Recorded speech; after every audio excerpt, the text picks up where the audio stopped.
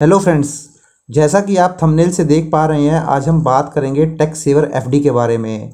तो इस वीडियो के अंदर मैं आपको बताऊंगा, अगर आप एक टैक्स सेविंग एफडी कराते हैं तो उसके फीचर्स क्या होते हैं, आपको इनकम टैक्स के अंदर किस तरीके के उसके टैक्स बेनिफिट मिलते हैं, और अभी जो है दिसंबर के अंदर अगर मैं बात करूं दिसंबर 2022 की, तो जो इंटरेस्ट रेट्स क्या ऑफ़र किए जा रहे हैं डिफरेंट बैंकों के द्वारा। तो चलिए हम डिटेल में अपनी वीडियो को देख लेते हैं। तो सबसे पहले तो मैं कुछ आपको दोस्तों फीचर बता देता हूं कि जो टैक्स सेविंग एफडी होती है उसके फीचर क्या होते हैं। तो सबसे पहला फीचर तो इसका यही है कि जो ये एफडी होती है दोस्तों, यहाँ पर जो लॉक इन पीरियड होता है वो 5 साल का लॉक इन पीरियड होता है। अगर आपने एक बार एफडी करवा दी तो आप मान के चलिए 5 साल से पहले जो है इस एफडी को आप प्री मेच्योर नहीं करा पाएंगे, इसको ब्रोकर नहीं करवा पाएंगे। और जो मेच्योरिटी होती है, मेच्योरिटी भी क्या होता है, जो भी आपका प्रिंसिपल और अमाउंट है वो दोबारा से आप फर्दर जो है वो 5 साल के लिए री इन्वेस्ट कर सकते हैं। तो 5 साल के लिए आपका पैसा ब्लॉक हो जाएगा। छठे साल में जब ये आपकी जो पॉलिसी है वो मैच्योर हो जाएगी, एफडी मैच्योर हो जाएगी, तो वहाँ पर आपका प्रिंसिपल और इंटरेस्ट अमाउंट दोबारा से री इन्वेस्ट आप कर सकते हैं। बट आप एक बात ध्यान यहाँ रखिए, अगर 5 साल के बाद आपकी जो है पॉलिसी मैच्योर हो जाती है और आपको रिन्यूअल नहीं कराते हैं, तो उस केस में जो ये आपकी एफडी है वहाँ पर आपको सेविंग का इंटरेस्ट मिलना शुरू हो जाएगा। तो इसलिए 5 साल के बाद इसको अगर आप री इन्वेस्ट करना चाहते हैं तो दोबारा इसको जो है रिन्यूअल जरूर करवा लीजिए। अगर वहीं मैं इसकी बात करूँ इंटरेस्ट की दोस्तों, जो आपको यहाँ पर इंटरेस्ट मिलता है, तो ये जो इंटरेस्ट होता है एफडी का वो आपको टैक्सेबल हो जाता है इनकम टैक्स के अंदर, और ये आपकी जो इनकम फ्रॉम अदर सोर्सेज की इनकम है उसमें ऐड हो जाता है। तो उस केस में जो भी आपका टैक्स स्लैब आपके ऊपर एप्लीकेबल होगा वो 5% हो, 20% हो या फिर 30% हो, तो जो भी आपका टैक्स स्लैब होगा उसके अकॉर्डिंग वो है जो आपका टैक्सेबल हो जाएगा। वहीं दोस्तों अगर पूरे साल के अंदर अगर आप एक नॉन सीनियर सिटीजन है, मीन्स अगर आप 60 साल से कम हैं और आपको पूरे साल में एफडी से जो है 40,000 से ज़्यादा का इंटरेस्ट आता है, वहीं अगर आप सीनियर सिटीजन हैं मीन्स 60 साल से लेके 80 साल के बीच में हैं, और अगर आपको एफडी का जो इंटरेस्ट आता है वो आपका 50,000 से ज़्यादा आता है, तो उस केस में जो बैंक है आपका वो टीडीएस भी डिडक्ट करेगा 10% के हिसाब से। तो ये आपको बात ध्यान रखनी है। जैसे ये मैं आपको बता ही चुका हूँ कि जो प्री मेच्योर विड्रॉल होता है या लोन या ओडी की फैसिलिटी होती है वो आपको जो टैक्स सेविंग एफडी है इसके ऊपर नहीं मिलती है। यहाँ तो जब भी अगर आपको पैसा यहाँ पे डालेंगे आप टैक्स सेविंग एफडी के अंदर, तो आप मान के चलिए 5 साल से पहले आप उसको ब्रोकर नहीं करवा पाएंगे, ना ही वहाँ से पैसा विड्रॉल करा पाएंगे, और किसी तरीके की लोन या ओडी की फैसिलिटी भी आपको जो है यहाँ पर नहीं मिलती है। तो देखिए आगे देख लेते हैं। There is no auto renewal facility for tax saving fixed deposit. तो देखिए दोस्तों, मैंने आपको जैसा बताया था कि ऑटो रिन्यूअल, ये मैं आपको फर्स्ट पॉइंट में कवर ही कर चुका हूँ कि जैसे ही 5 साल आपके ख़त्म हो जाएंगे इसके, तो यहाँ पे आपको ये जो है रिन्यूअल करानी पड़ेगी एफडी। अगर आप यहाँ पर रिन्यूअल नहीं कराते हैं तो ये अपने आप ही ऑटो रिन्यू नहीं हो जाएगी, यहाँ पर आपको सेविंग का जो इंटरेस्ट है वो मिलना शुरू हो जाएगा बाय डिफ़ॉल्ट ही। ये मैं आपको पहले पॉइंट में ही कवर कर चुका हूँ।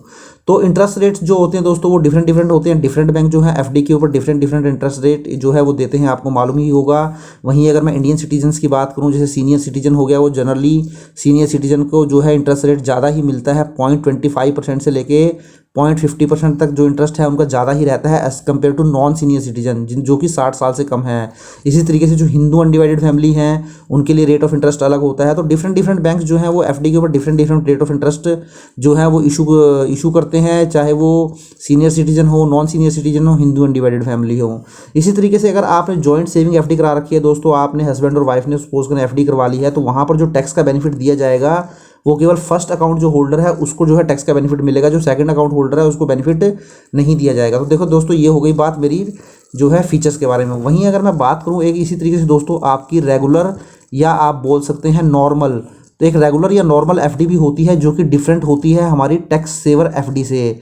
तो ये जो टैक्स सेवर एफडी या जो रेगुलर एफडी होती है ये आपस में एक दूसरे से कैसे डिफरेंट होती है, इसके ऊपर भी दोस्तों मैंने एक ऑलरेडी जो है वीडियो बनाया हुआ है, और उस वीडियो का जो लिंक है मैंने नीचे डिस्क्रिप्शन में दे दिया है, या आप ऊपर आई बटन में भी देख सकते हैं। तो वो वीडियो भी आप देख लीजिए। तो वहाँ पर मैंने आपको बताया है कि रेगुलर एफडी और टैक्स सेविंग एफडी के बीच में क्या फ़र्क है और आपके लिए कौन सी बेहतर हो सकती है। क्योंकि जनरली जो बैंक होते हैं उनके द्वारा 2 ही तरीके की एफडी जो है वो ऑफ़र की जाती हैं, वो रेगुलर या नॉर्मल होगी या फिर वो टैक्स सेविंग एफडी होगी। तो चलिए अब इसके टैक्स बेनिफिट जो है हम देख लेते हैं। तो देखिए इसके नाम से ही हमें पता चलता है दोस्तों, टैक्स सेविंग एफडी मींस इस एफडी के ऊपर आपको टैक्स की सेविंग होती है। तो यहाँ पर जो आप अमाउंट इन्वेस्ट करते हैं उसका जो बेनिफिट मिलता है दोस्तों आपको 80C के अंदर मिलता है 1.5 लाख रुपए तक। तो 80C के अंदर तो मैक्सिमम 1.5 लाख की ही जो लिमिट होती है। अगर यहाँ पर आप 1.5 लाख रुपए इन्वेस्ट करते हैं तो पूरा का पूरा पैसा जो है आपका सेक्शन 80C के अंदर एलिजिबल हो जाएगा। तो दूसरा टैक्स बेनिफिट ये है कि जैसा कि मैंने आपको पहले भी ये बता चुका हूँ कि 1 साल के अंदर अगर आप नॉन सीनियर सिटीजन है और अगर आपका इंटरेस्ट जो है 40,000 से ज़्यादा नहीं है और सीनियर सिटीजन है तो 50,000 से ज़्यादा का आपका इंटरेस्ट नहीं है, तो उस केस में बैंक आपकी टीडीएस की डिडक्शन नहीं करेगा। बैंक जो टीडीएस की डिडक्शन करेगा आपकी वो तभी करेगा जब 40,000 और 50,000 से ज़्यादा का इंटरेस्ट आपका होगा। बट देखिए दोस्तों, आप इस टीडीएस को कटने से भी बचा सकते हैं, इसको अवॉइड कर सकते हैं। वो कैसे कर सकते हैं? सपोज आप एक नॉन सीनियर सिटीजन है तो आपकी अगर पूरे साल के अंदर जो इनकम है वो 2.5 लाख रुपए से ज़्यादा नहीं है इंक्लूडिंग दिस इनकम, और अगर आप एक सीनियर सिटीजन है और आपकी पूरे साल के अंदर 3 लाख रुपए से ज़्यादा की इनकम नहीं है इंक्लूडिंग ये एफडी का इंटरेस्ट मिलाकर, तो आप बैंक को जो है एक फॉर्म दे सकते हैं। अगर आप नॉन सीनियर सिटीजन है तो फॉर्म 15G देंगे, और अगर एक सीनियर सिटीजन है तो फॉर्म 15H देंगे, जहां बैंक को आप अपनी इनकम की डिटेल्स देंगे। और वो एक तरह से बैंक से रिक्वेस्ट की जाती है कि जो मेरी इनकम है पूरे साल में 2.5 लाख रुपए या 3 लाख रुपए से ज़्यादा नहीं है, तो उस केस में अगर आपका 40,000 रुपये या 50,000 रुपये से ज़्यादा का ब्याज आएगा भी तो आपका जो है बैंक टीडीएस डिडक्ट नहीं करेगा। तो आप अगर एक सीनियर सिटीजन है और आपका पूरे साल के अंदर 50,000 से ज़्यादा का इंटरेस्ट आता है और आप बैंक को फॉर्म 15H फाइल फिल करके दे देते हैं तो आपका बैंक जो है टीडीएस नहीं डिडक्ट करेगा। उसी तरीके से आप नॉन सीनियर सिटीजन है और आपका पूरे साल के अंदर 40,000 से ज़्यादा का इंटरेस्ट आता है और आप बैंक को फॉर्म 15G फिल करके दे देते हैं तो आपका जो है बैंक टीडीएस डिडक्ट नहीं करेगा। तो इस तरीके से अगर आप चाहते हैं कि आपका टीडीएस डिडक्ट ना हो तो बैंक आपका टीडीएस डिडक्ट नहीं करने वाला है, बट उसके लिए आपको फॉर्म 15G और H जो है वो फाइल करना पड़ेगा। इसी तरीके से देखिए दोस्तों, अब एक सेक्शन 80 TTV जो है इंट्रोड्यूस किया गया था 2 साल पहले।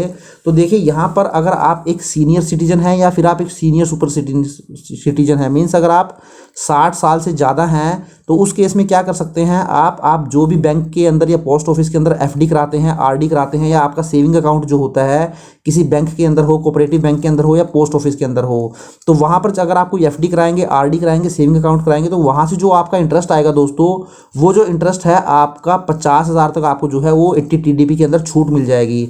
तो कहने का मतलब है अगर आपका पूरे साल के अंदर जो है इंटरेस्ट आ रहा है एफडी, आरडी और सेविंग मिला के और आप एक सीनियर सिटीजन है तो उस केस में सपोज करें अगर आपका 70,000 पूरे साल का इंटरेस्ट आता है तो उसमें देखिए आपका जो 50,000 रुपये का इंटरेस्ट है वो माफ़ हो जाएगा। केवल आपको 20,000 का जो अमाउंट बचेगा इसी के ऊपर आपको जो है वो टैक्स पे करना पड़ेगा। तो ये तो बात हुई टैक्स सेविंग बेनिफिट की। अब देख लेते हैं कुछ रेट्स जो ऑफर किए जा रहे हैं दोस्तों एफडी के ऊपर। तो देखिए यहाँ मैंने सीनियर सिटीजन और नॉन सीनियर सिटीजन के लिए अलग अलग ले ली है। नॉन सीनियर सिटीजन जो है पहले ही मैं आपको बता चुका हूँ, जो कि लेस देन जो है 60 ईयर्स होते हैं, और सीनियर सिटीजन जो कि 60 ईयर और अबव होते हैं।